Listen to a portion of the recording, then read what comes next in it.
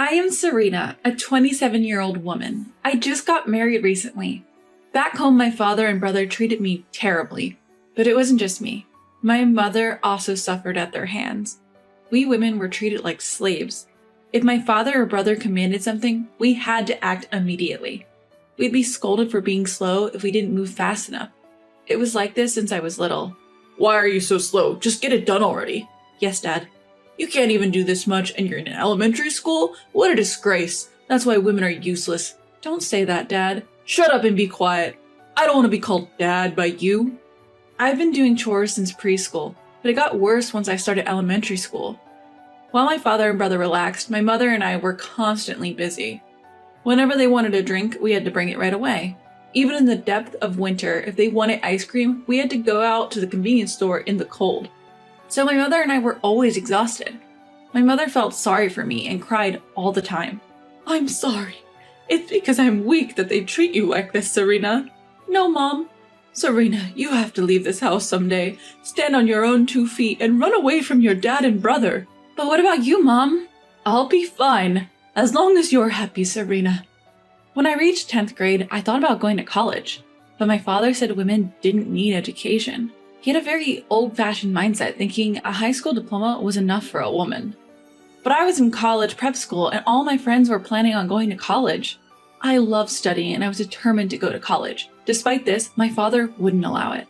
But at that time, my mother stood up against my father. I'd never seen her so determined. She excels at her studies. That's why I'm going to let her go to college. What? Are you challenging me? How many times do I have to say that women don't need an education? What good will it do when all she'll be doing is cooking once she's married?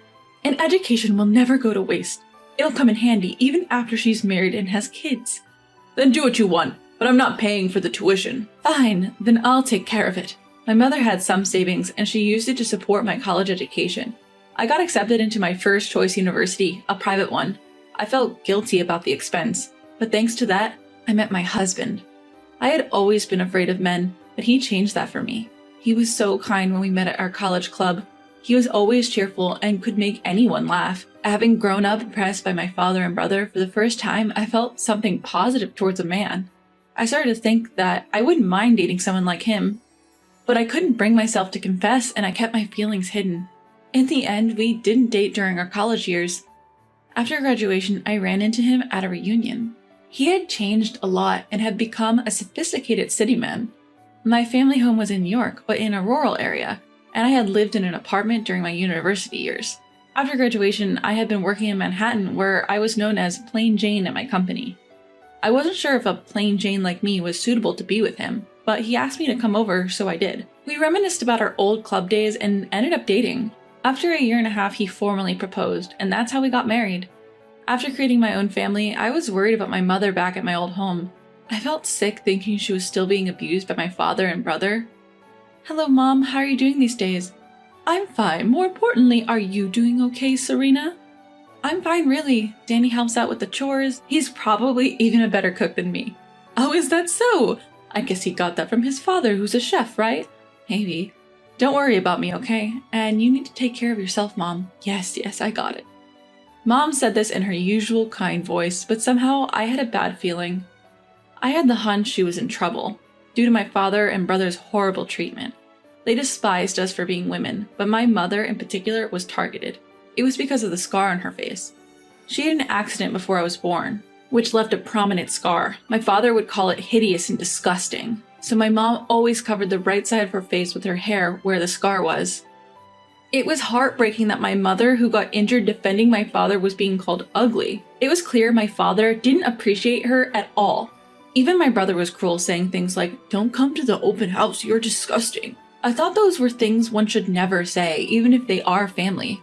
One day my husband and I were enjoying a happy hour. In the heat of midsummer, we were sipping chilled beer while nibbling on snacks. Suddenly, our home doorbell rang. It was just before 9 p.m. and we wondered who it could be at such an hour. Stepping out with my husband, we found Mom standing there. "Oh, Danny. Mother-in-law, what brings you here at this hour? Could you lend me $20? I'm sorry for bothering you, Serena and Danny." $20 is fine, but what happened? I thought I'd head to a motel or something. A motel? What are you planning to do there now? As long as I can get some sleep, that's enough. What? I was kicked out of the house by your dad and his lot. I don't have any money. I froze in shock. When I asked her to tell me more, the details were beyond horrific. After dinner that day, Mom had been doing the usual housework. That's when Dad and brother started demanding more alcohol and ice cream. So Mom left the house with just her coin purse and smartphone. But when she got home, the door was locked from the inside. Unlock the door, I brought the drinks and stuff. Just leave it there. We don't need you anymore. What? Drop whatever you bought and disappear. A worthless wife like you.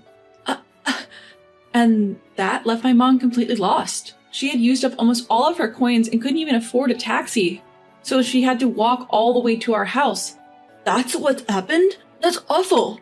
Maybe I'm just useless now. Hey, Serena, let's live together with your mother. Really? Are you sure? Yeah, I don't mind. We have extra rooms. She can use one. But I can't be in the way of newlyweds. It's all right. I consider you like my own mother. Thank you. Oh, my mom burst into tears, sobbing. She must have been touched by my husband's kindness, something she was likely unaccustomed to. My husband, having lost his mother at a young age, was a hard worker raised by his chef father. He graduated from college on a scholarship, so he understands people's pain. Having such a husband, I realized how lucky I am. He was the polar opposite of my father and brother. From then on, we started our life as a three. Whenever we came home, Mom always had a hot meal ready for us. You don't have to go to all the trouble. Danny and I can do housework too. It's all right. I want to do this. Thank you, Mom. I feel a bit guilty. After a comforting home-cooked meal from Mom, I was relaxing when the doorbell rang. At the door were my father and older brother. You're here after all. How dare you send me a text like that? What's with, I don't want to be with you anymore, he bellowed. So what? I simply told you how I felt, she retorted. Oh, you're pretty bold. When did you start acting so high and mighty, he sneered. You were the one who told me to leave, right? So I'm saying, let's get a divorce, she shrugged. Well, I don't really need an old lady like you around, but if we're divorcing, pay me alimony, he demanded. Excuse me? My father was demanding alimony from my mother in case of a divorce. I wondered what had happened. Isn't that young guy I saw you with your new boyfriend? That's cheating, isn't it? He accused. No, it isn't, she responded. Oh, you two seem pretty close, though. We didn't do anything strange. I had no idea that my mother had been with a younger man. I started to panic. Was my mother really having an affair? If she was, it would be disadvantageous for her since she and my father were not yet divorced. If my father was right, she might get sued. So I glanced at my mother, but she just winked at me. It must mean everything will be okay. You dirty, tainted old woman. You won't be able to survive on your own once we divorce. Ha ha! Go ahead. Pay me and live your pitiful life, he scorned. I don't mind if we divorce. I have a job, she stated. Huh? The young man you saw me with is a business partner of mine. He's a very talented and wonderful person. Job? But you've always been a housewife. I've been working from home, even without a computer. A smartphone is all I need. I occasionally meet him for discussions. So that was it. So I have $50,000 in my bank. Even if I divorce you, there won't be any problem. My father was dumbfounded. My brother had the same shocked expression. Neither my father nor my brother knew my mother had been working. But I was the only one who knew. She had told me secretly. She had said to keep it a secret from Dad and my brother, probably fearing they would depend on her financially. Oh, I see. Let's start over. Come back home. My father said this as soon as he found out about the money, but my mother coldly replied, "Why would I? I'm not coming back. I'll divorce you." Huh? Why? I'm offering to live with you. Why are you so condescending? I'm not weak like before. I don't need someone like you, cheating man. Eh? At the words cheating man coming from my mother, my father seemed shocked. My brother standing next to him was also surprised. "Didn't you say something to my business partner, Emma?" she asked. Well, he's dating a woman younger than Serena. It's repulsive, downright disgusting. No, you've got it all wrong. It's a misunderstanding. What's there to misunderstand? Can you say the same after looking at this photo? My mother was showing a picture she had found on her phone. It was a picture of my father being cozy with a young woman named Emma. They seemed too close, and their faces were almost touching. I found myself thinking how gross this old man was. It was shocking to think that this pervert was my father. But how did my mother find out about the connection between my father and Emma, one of her business associates? There was a reason. One day she had gone to a cafe for a face-to-face meeting with Emma. Though they also met online, they made a point to meet in person once a month. During that meeting, my mother noticed the ring on Emma's finger. Apparently, it looked exactly like one my mother had bought for herself years ago. So she complimented Emma on her ring. Emma replied, "Thank you. My boyfriend, an older gentleman, gave it to me. It's secondhand, but I love it because it's quite valuable." This made my mother suspect that my father might have given Emma the ring. This diamond and emerald ring was custom made for my mother, so there was no other like it in the world.